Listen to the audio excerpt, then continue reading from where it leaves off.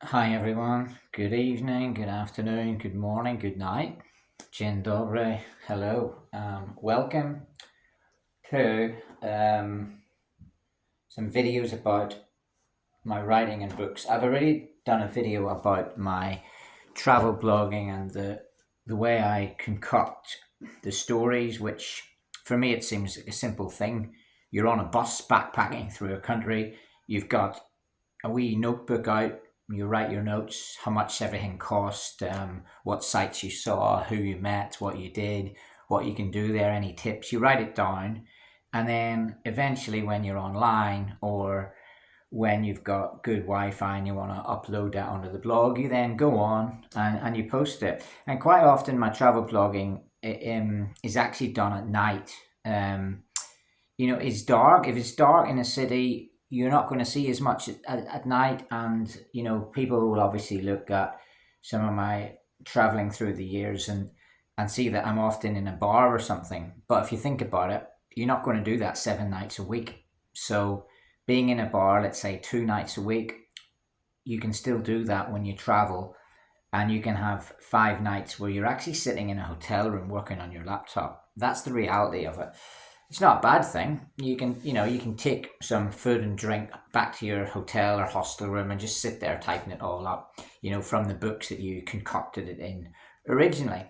So that all came together, and some of those books I did show before. They're like these types of little notebooks where you're just making notes on the move. Always done with a paper and pen, always quite informative and looking for something unusual that no one else will write about.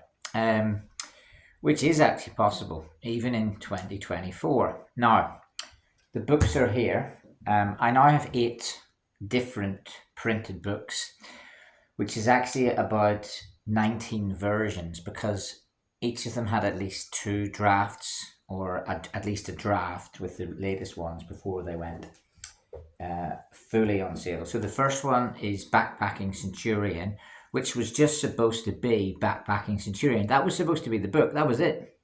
I'm done. But then I realized that that actually had to be volume 1. So the cover changed slightly to the point where it's actually called Don't Look Back in Bangor, and it's volume 1. So if you do have the original version, which was released during COVID in 2020, that is actually unique because there aren't many of them left. So, yeah, if you have the original Don't Look Back in Bangor, you will know because it doesn't say Don't Look Back in Bangor on it. It's like when Ghostbusters had a movie, the first one is just called Ghostbusters. Then the second one's Ghostbusters 2. But they didn't know when they had Ghostbusters that there was going to be a 2. The only thing is I did know that I was going to have a sequel. But I just didn't have time to put it on the cover at the time. So now we have Don't Look Back in Bangor. Let's do a reading from that. I normally just pick at random here. Okay, here we go.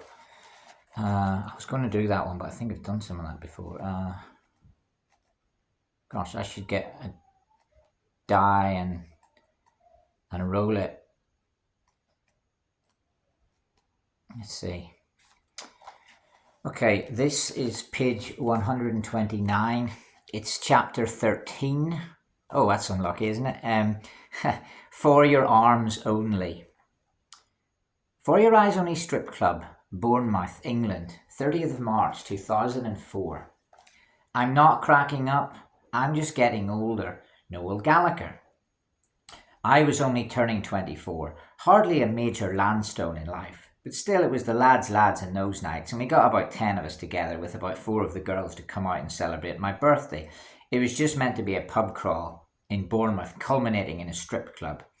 I'm not really into strip clubs, incidentally, but it was just an idea we came up with at the time for my birthday.